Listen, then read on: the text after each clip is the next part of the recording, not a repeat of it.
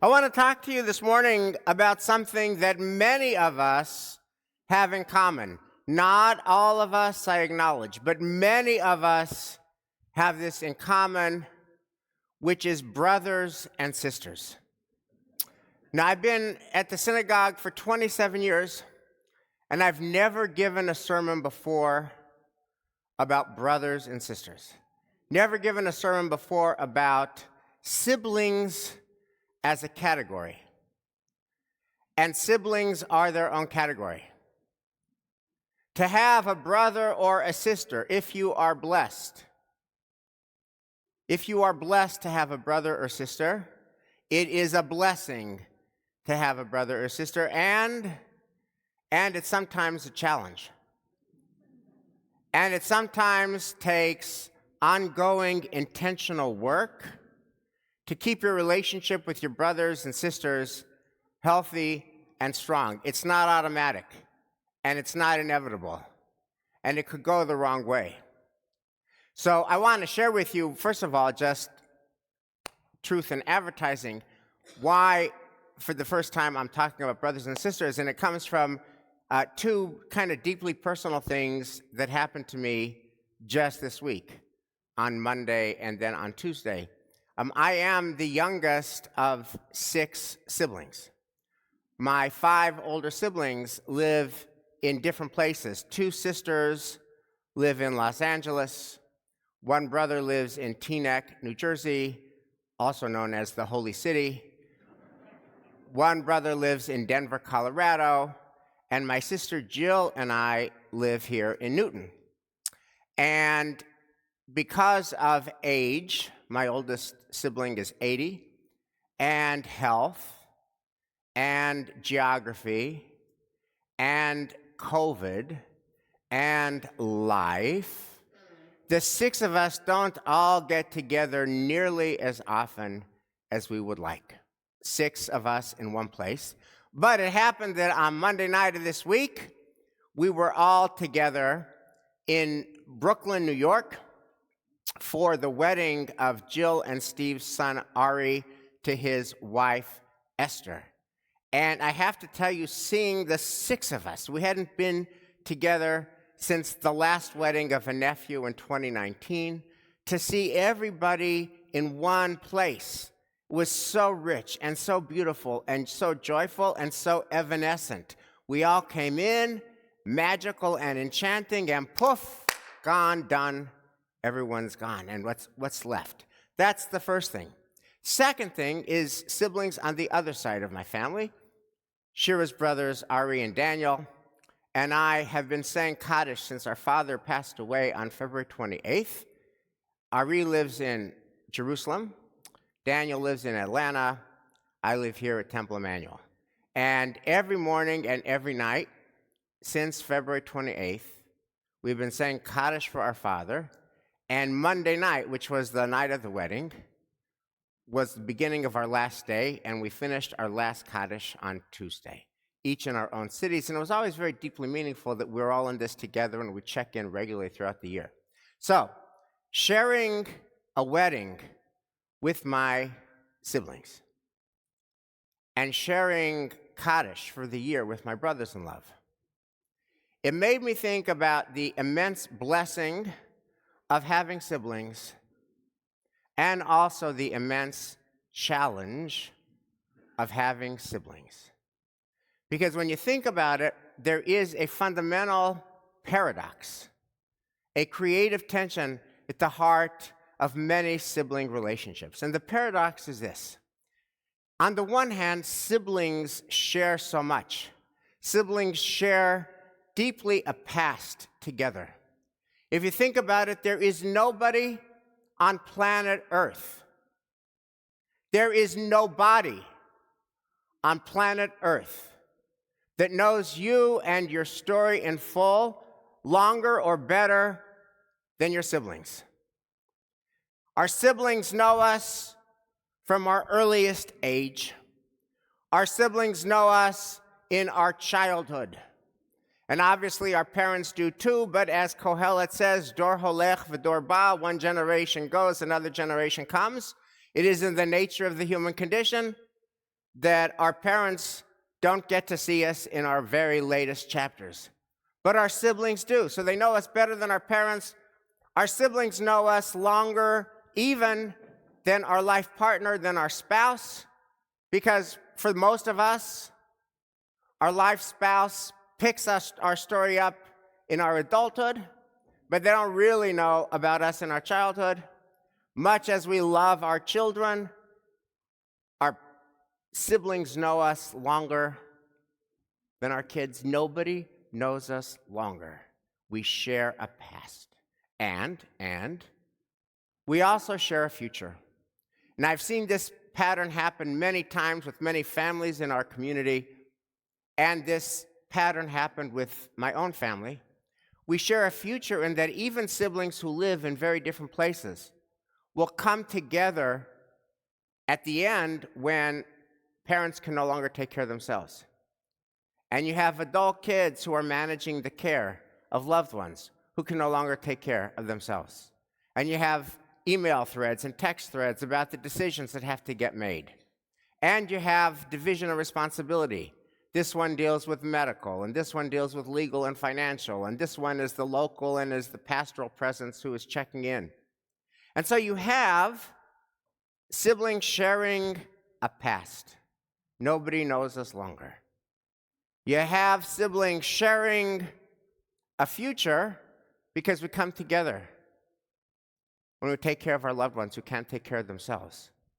But the complexity is, the challenge is, very often siblings don't share a present.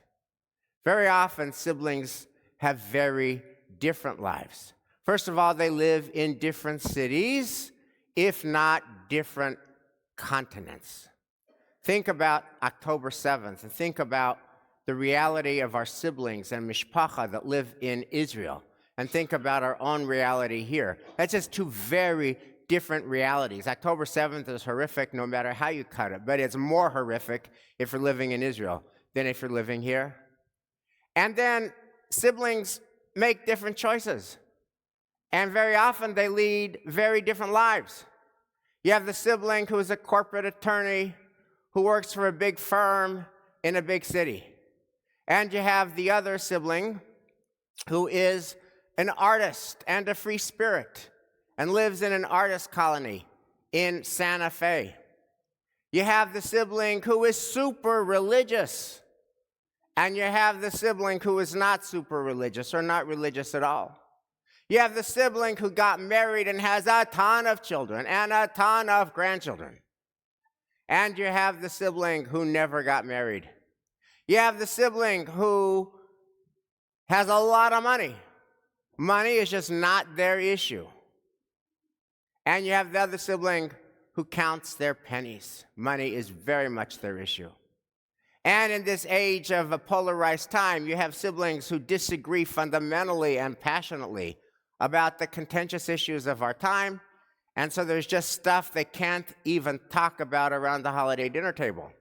So you have this weird amalgam, shared past and shared future and very much not shared present.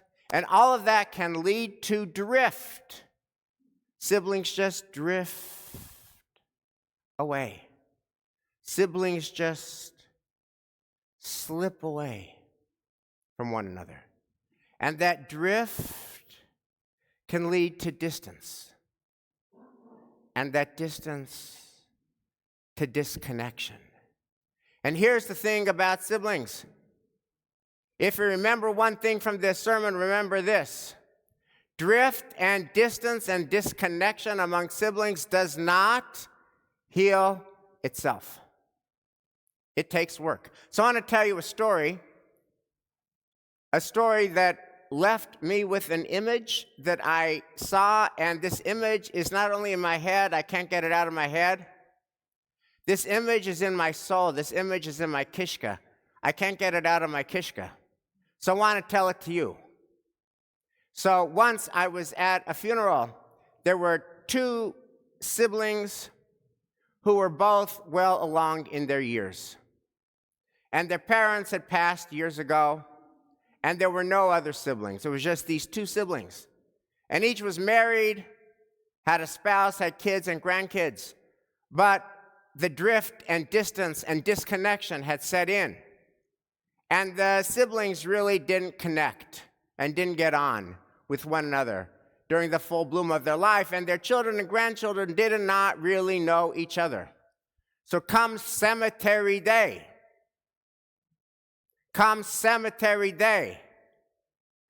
and the surviving sibling is laying to rest the sibling with whom he had fallen out of touch, and the two families really, it was just awkward. They didn't really know each other.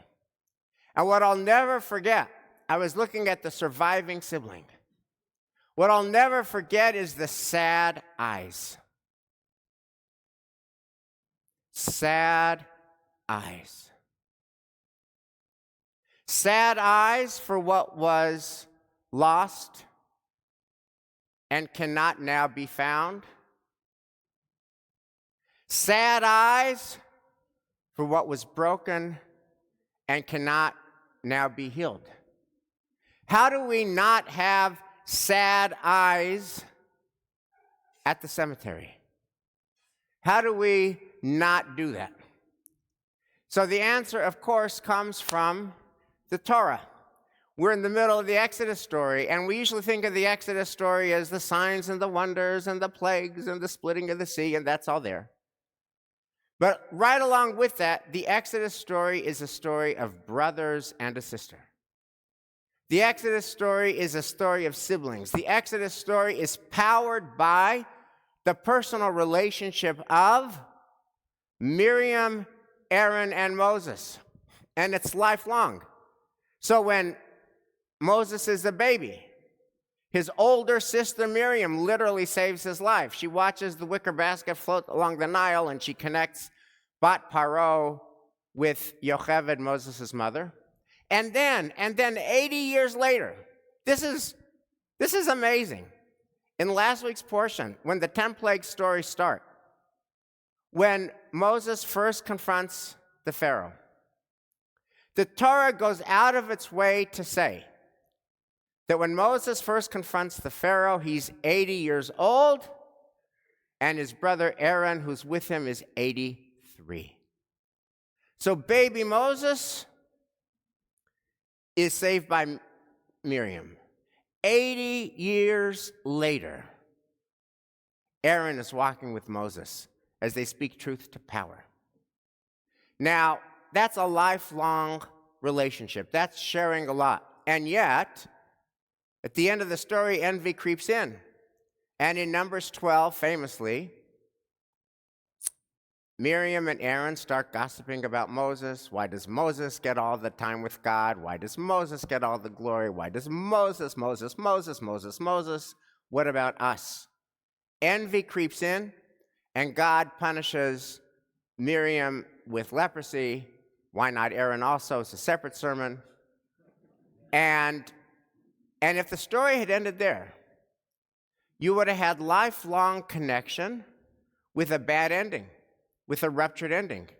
If the story had ended there, you would have had sad eyes at the cemetery. But it doesn't, because Moses famously prays a prayer, El na rafana la, God, please heal Miriam. And because Moses is Moses, the prayer works, and it heals Miriam, and it heals Miriam and Aaron and Moses. It heals the sibling relationship. So here's my ask. Every sermon needs an ask.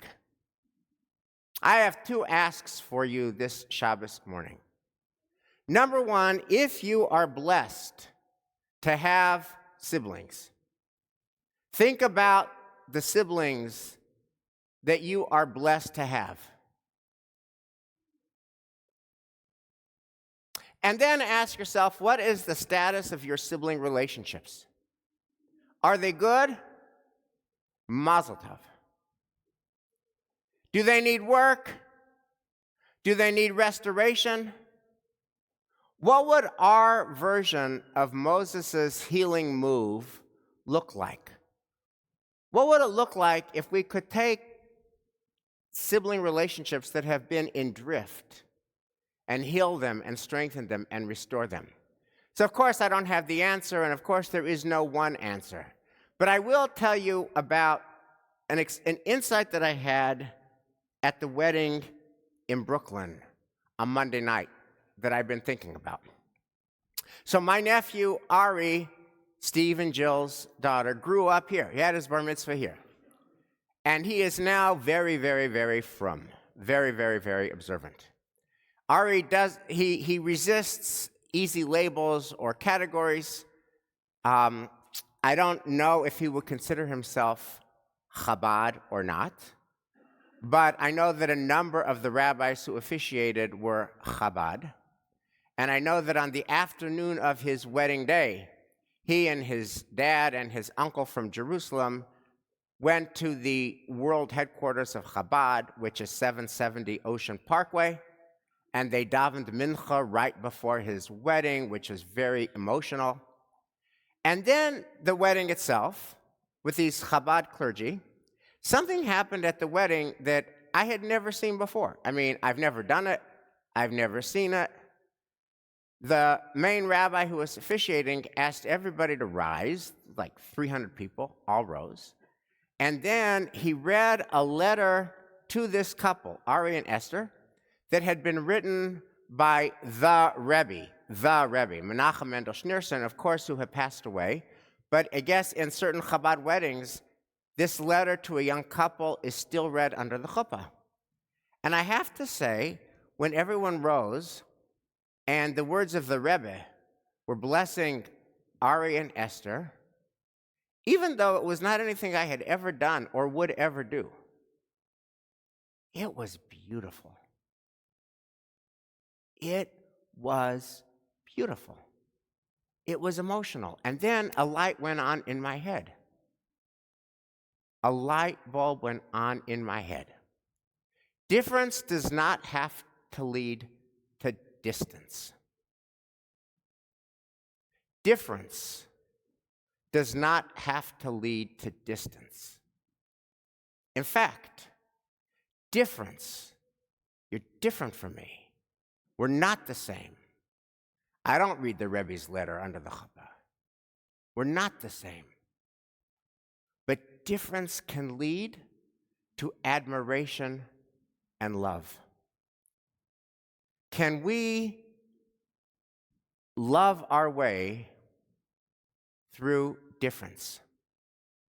And if we can do that and heal our relationships with our biological brothers and sisters, can we do that with our metaphorical brothers and sisters? Can we love our way through difference with our brothers and sisters in Israel, and, by the way, here in the United States of America? Because with our metaphorical brothers and sisters in our homeland and in our home, we share a past. We're in this thing together. We share a future, but we share a very challenging present. Can we love our way through difference?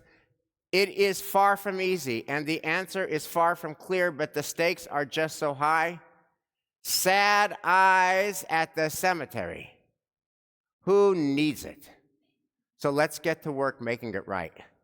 Let's get to work healing by loving our way through difference. Shabbat shalom.